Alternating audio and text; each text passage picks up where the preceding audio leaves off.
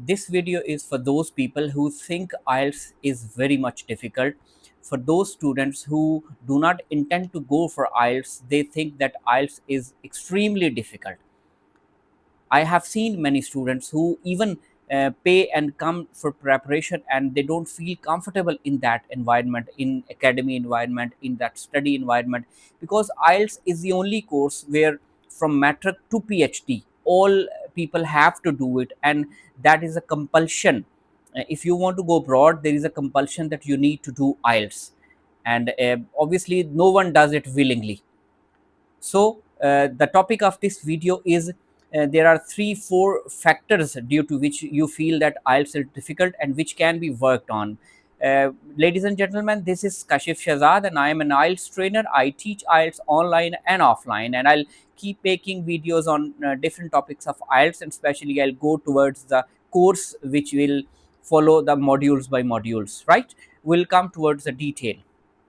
I was telling you that there are 3 4 factors which we need to consider when we need to do IELTS. I would not say that when we want to do IELTS, because it all depends that when you are planning to go abroad, when you are planning to study abroad, or you trying to go on a work permit or a job permit. So obviously you need to prove your English proficiency internationally.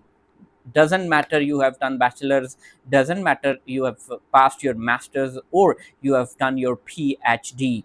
So you need to clear that test. The first factor, the IELTS looks difficult, IELTS looks impossible.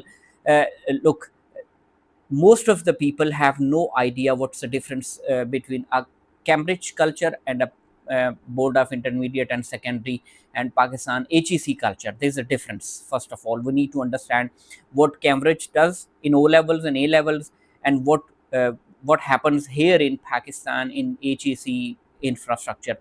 So there is a difference. In normal courses, in normal infrastructure, we memorize, we cram, and we make notes, and we are given some collection of books that from that area your exam will come, and you'll prepare some questions from that.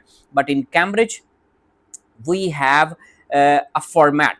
We'll have to understand that format, and we'll have to practice according to that format. That is how we can practice, we can prepare for the test.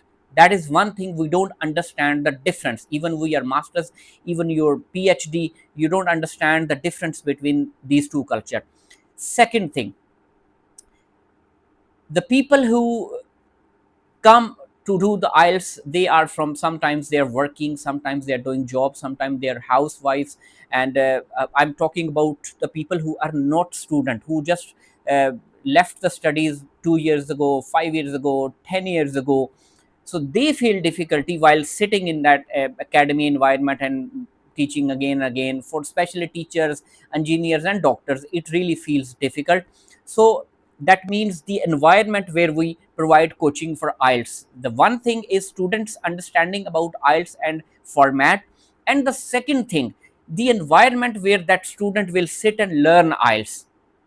Normally what happens, when you go to academies to learn for IELTS, you go and there are like 10 15 people sitting in a classroom. A teacher comes, gives lectures, give you notes, and you just take notes, and teacher goes away, and you just keep practicing. No one is there to motivate you, no one is there to guide you, no one is there to check you whether you have performed good or not.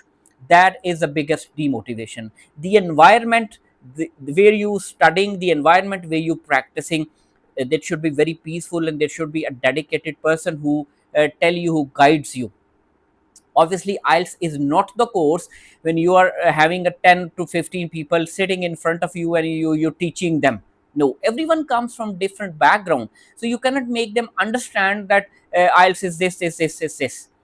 I'll clear that how this philosophy works, but let me clear one thing before going to that next point, that it is not the course which you just come to the class and you give a lecture and you just go and the students will prepare themselves. No, that is not the course, believe me. But I have learned from my last 10 years experience that that is not the course. So I mentioned students understanding about the format. Second, the environment you feel you sitting in while preparing for IELTS. And the third one, the instructor, the trainer, uh, who you are studying with, uh, who is teaching you, that person counts very much. That here comes a one-to-one coaching. As I told you that IELTS cannot be taught in a collective manner. A person from matric comes from a different background and with different caliber. A person from intermediate, he or she comes from different colleges and having a different understanding of everything. A person have done graduate from UOG, from UMT, from ComSets, any institution, they have a different caliber. And the people who have done masters, obviously they have got something in their mind that they have uh, passed their masters, so they should be treated like a little high protocol. And the people who are doctors, engineers, and the people who have done PhD, they extremely feel hesitant sitting with the people around matric, inter, and bachelor's people. And above all, the housewives who have quit the studies like from the last 10 years, 5 years, they feel uncomfortable. How they can sit in the classroom where the teacher come and teacher teaches you like you're a kid, so they can't feel comfortable in that kind of environment. So one to one coaching is comes there when you have people, 10 people around in your classroom. Two are from matriculation, two are from intermediate, two are from bachelors, two are from masters, two are housewives. How would you teach IELTS to them? Their one to one coaching comes. That's what we do. Okay, we have 10, 15 people sitting in our classroom, but they are not taking the same lecture. If I have the two matriculation students, I'll call them along with my table. I'll permit them to sit with me. I'll tell them, I'll give them a short lecture, and I'll give them a practice work to do. Right? They're gonna keep doing their work. Then I'll call bachelor's one. Then I call master's one. That is called one to one coaching. You teach everyone according to their caliber and their level. That's how IELTS can be taught. That's the first step. IELTS can be taught. Now the next step is how it can be practiced well and it can be prepared well with the motivation. You need a dedicated trainer, dedicated instructor sitting all the time with students to get you motivated. This is one of the biggest factor while preparing for the IELTS. You cannot prepare IELTS without any motivation. Even you have the environment, even you have the instructor, even you have the understanding about the format, you need motivation. What I do is I keep watching the students, I keep telling the students, keep giving the separate lectures to every student, but I always motivate them for the next goal, for the next objective, the why they are here and why they are doing IELTS.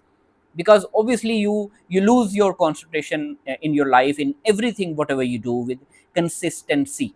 So you need consistency in IELTS, and for to have a consistency you need motivation, and to have that motivation you need a dedicated instructor or trainer who teaches you as well and who motivates you that this is why you should do IELTS. And the next thing, uh, what I mentioned, IELTS format. Number two, class environment, academy environment. Number three, instructor dedication, instructor's availability. Number four, how he motivates you during IELTS preparation. And number five, the last thing, when you solve the exercise, when you practice the exercise, you need result, you need reaction, you need response. And they come to me, they make me check that exercise, and I'll tell them you're going good, wonderful, you are wonderful. That's what I do. And they get motivated. If they don't get the answers right, they get demotivated. And you know what I do when they don't get the answers right? I sit with them, I solve the exercise. Either it's reading, either it's writing, or uh, it's listening. I solve the exercise by sitting with them, and so that they understand what is actually the problem with them. So everybody has got different types of problems. Everybody has got different caliber. I'm not saying that some people are not intelligent and some people are intelligent. No, I don't mean to say. Every person has got the potential and intelligence. Some people haven't got the good educational background, but they still manage to do IELTS effectively. But there are some people who get good grades in their HEC or Board of Intermediate, but they are unable to focus on IELTS properly. So it's all about your focus, your concentration, your motivation, and your instructor who gives you feedback that you're doing well, you're going good. That's all what it matters. And on above all, when you are going good, I mentioned in the last video as well that you always need a mirror. You always need a mirror to check either I'm going good. So teacher can be a mirror, instructor, your trainer can be a mirror, that yes, you're doing good and you need to continue it and you'll pass the exam. You need some motivation, you need some bug up to get you to that objective and to make you imagine that yes, you can achieve 6 band, you can achieve 7 band. And believe me, whenever student comes to us in our class, we know how much band capacity that student has. But now it depends on that student's focus and concentration, either he or she is able to achieve that band. Sometimes we have a 7 potential band student, but they don't get 7 potential, they get 6.5. Sometimes we have 6 band students, initially it looks like 6 band, but that student gets 7 bands because he focuses more, he concentrates more, he cooperates with us more, and he gets more. So these are the 4 or 5 factors which we need to consider, that your understanding of the test format, your class environment, your sitting where you sit and prepare. That environment should be very peaceful, there should not be there should not be any intervention.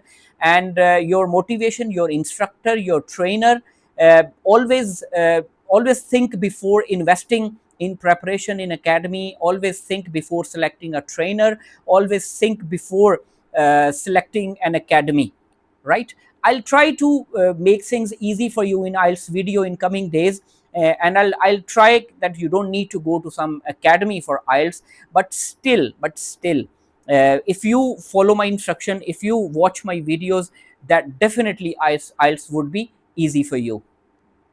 That's it. Till then, I'll come with the next video. Take care of yourself and remember me in your prayers. Thank you very much.